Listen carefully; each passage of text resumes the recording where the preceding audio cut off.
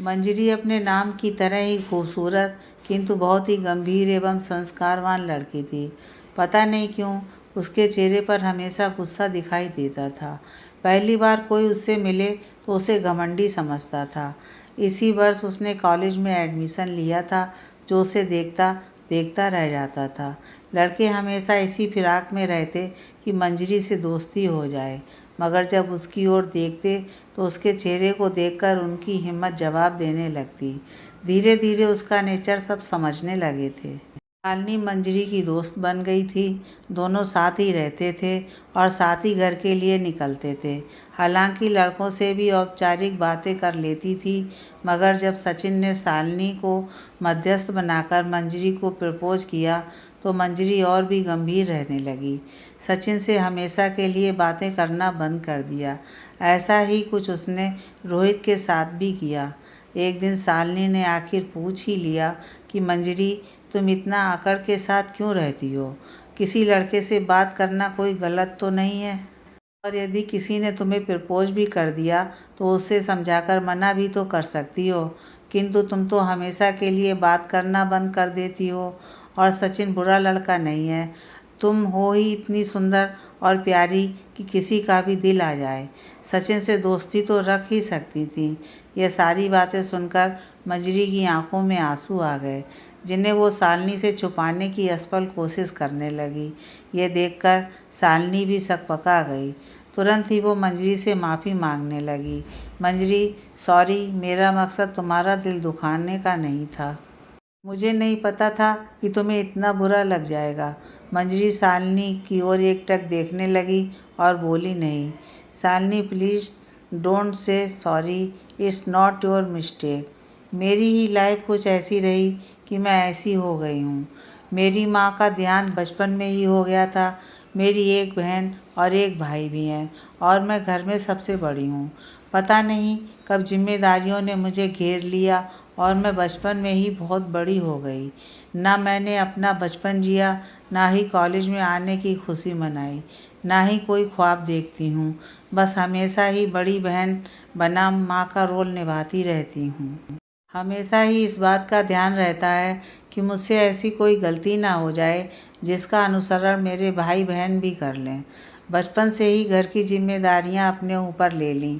मेरे पिताजी भी मुझसे ही ज़्यादा उम्मीद लगाते हैं। अब तो मेरा मकसद सिर्फ यही है कि अपने पिताजी की उम्मीदों पर खरी उतरूं, उन्हें वो सारी खुशियां दूं जो उन्हें नहीं मिल पाईं। असमय माँ के निधन के बाद पिताजी ने दूसरा विवाह भी नहीं किया। शालिनी मंजरी के आंसू पोंछते हुए बोली, it's okay dear, don't take tension. मैं तुम्हें समझती हूँ, तुम्हारी इच्छाएं ज़रूर पूरी होंगी। धीरे धीरे 3 वर्ष बीत गए। मंजरी का ग्रेजुएशन भी पूरा हो गया। अब वो समझ नहीं पा रही थी कि आगे क्या करे, क्योंकि उसके पिताजी की आमदनी भी इतनी नहीं थी कि वो हायर एजुकेशन के बारे में सोचे। उसने मोहल्ले के बच्चों को ट्यूशन पढ़ाना प्रारंभ कर दिया। धीरे धीरे बच्चों की संख्या भी बढ़ने लगी। अब वो महीने के 2000 कमा लेती थी।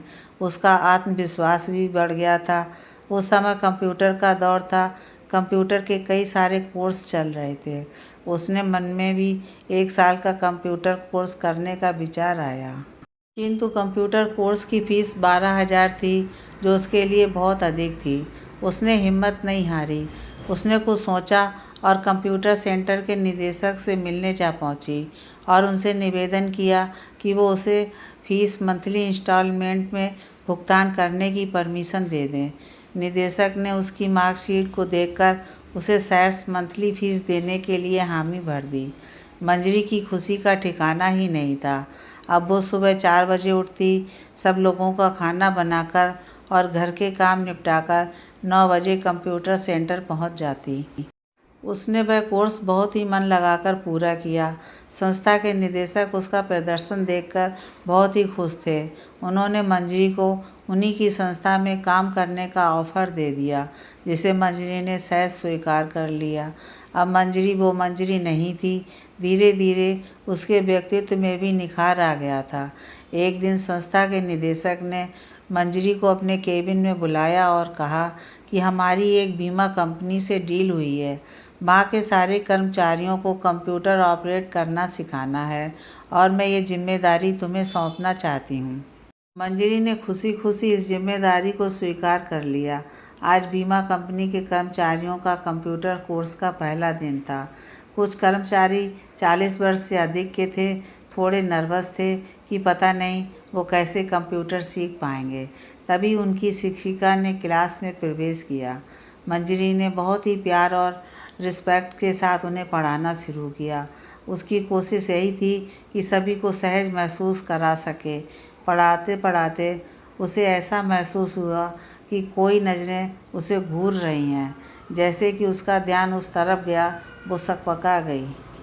उसे लगा कि ये चेहरा कुछ जाना पहचाना है। उसने उस तरफ से ध्यान हटाकर अपनी क्लास पूरी की। यह क्लास अंतिम क्लास थी।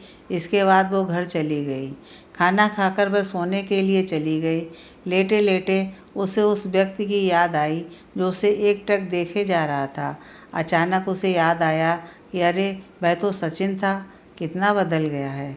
शायद पहले से थोड़ा मोटा भी हो गया है और मूछें भी रख ली हैं, इसलिए वो उसे पहचान ना सकी। अगले दिन क्लास में उसकी नज़र सचिन को ढूंढ रही थी। वो भी उसे ही देख रहा था। मंजरी ने हल्की सी स्माइल पास की, जिसे देखकर सचिन को विश्वास ही नहीं हुआ कि ये वही मंजरी है जिसने मुझसे बात करना बंद कर दिया था। क्लास पूरी होने के बाद मंजरी बाहर निकलकर ऑटो के लिए इंतज़ार करने लगी। तभी बगल में एक बुलेट आकर रुकी। मंजरी ने चौंक कर देखा तो पाया कि सचिन खड़ा है। सचिन बोला, कैसी हो मंजरी? अभी भी नाराज़ हो? मंजरी ने कहा, सचिन, मैं तुमसे नाराज़ होने की कोई वजह ही नहीं है मेरे पास। तुमने तो मुझे कभी परेशान नहीं किया, ना ही बात करने के लिए मजबूर किया। सचिन ने पूछा, कहाँ रहती हो? मंजरी ने बताया, अशोक नगर।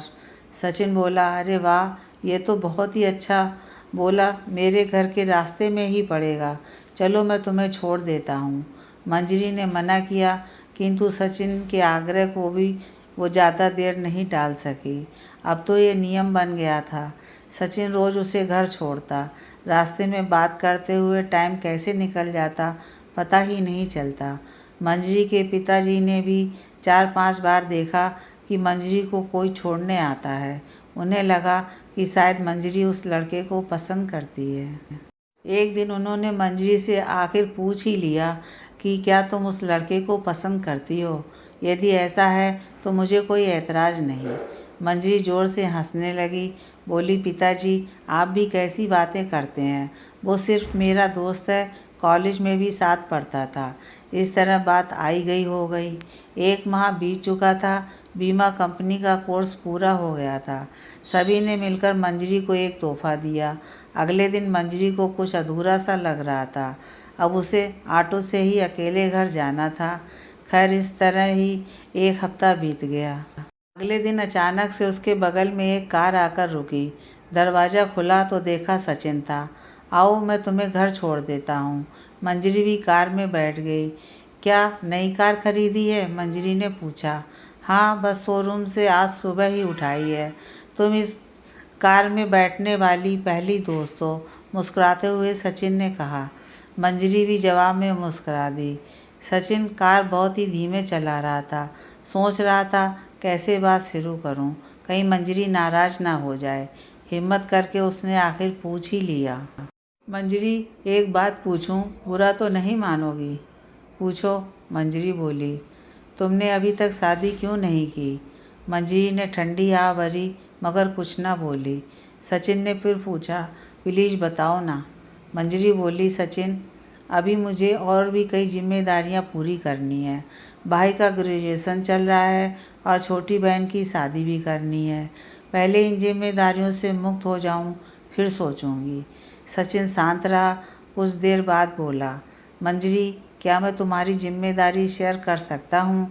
क्या तुम मुझे इतना अधिकार दोगी? मंजरी निशब्द हो गई। समझ नहीं आया क्या कहे। कुछ देर सोचकर उसने पूछा, आखिर तुम क्यों मेरी जिम्मेदारियां निभाना चाहते हो? तुम्हारा भी अपना परिवार है। तुम अपने बीवी बच्चों की सोचो, मेरी नहीं। सचिन ज़ोर से हंसने लगा। कैसी बीवी, कैसे बच्चे? मेरी तो अभी तक शादी भी नहीं हुई। मैं घर में अकेला रह गया हूँ। मेरी माँ थी, वो भी 1 साल पहले चल बसी। मेरी लाइफ में तुम्हारे अलावा किसी और के लिए कोई जगह नहीं। मंजरी की आंखें फटी की फटी रह गईं। क्या तुम अभी भी मुझे? उसके शब्द गले में ही अटक कर रह गए। हाँ मंजरी, तुम्हारा स्थान कोई भी नहीं ले सकता। मैं आज भी तुम्हारा इंतज़ार कर रहा हूँ। क्या तुम मेरी बनोगी? यह पूछते हुए सचिन ने अपना हाथ आगे कर दिया। मंजरी का दिल ज़ोर ज़ोर से धड़क रहा था। वो समझ नहीं पा रही थी कि क्या करे, क्या कहे। आज जो उसे महसूस हो रहा था, ऐसा कभी नहीं हुआ। तभी उसने सोचा कि सचिन को डांट लगा दे, किंतु उसके शब्द गले में अटक कर रह गए। उसका दिल तो कुछ और ही कह रहा था। आज उसे खुद के लिए जीने की इच्छा हो रही थी। उसकी आंखों से आंसू बहने लगे। वो कुछ भी कहने की स्थिति में नहीं थी। सचिन ने कहा, बस मंजरी, रो नहीं। यदि मैं तुम्हें कबूल नहीं तो कोई बात नहीं, किंतु मेरी दोस्ती तो बनी रह सकती है। नहीं, मेरा मतलब ये नहीं था, घबराकर मंजरी बोली, और उसने अपना हाथ सचिन के हाथ पर रख दिया और आंखें बंद करके बैठ गई, जैसे पूरी दुनिया पाली हो। पहली बार उसे सुकून महसूस हो रहा था। ऐसा लग रहा था कि अचानक से उसे पंख मिल गए हों। सचिन भी आज बहुत खुश था। उसने पूछा, क्या तुम्हारे घर चलें, तुम्हारे पिताजी से अनुमति लेने? मंजरी थोड़ा सा शर्माई और धीरे से सिर हिलाकर हाँ कह दिया, और दोनों चल पड़े नई जिंदगी की उड़ान भरने।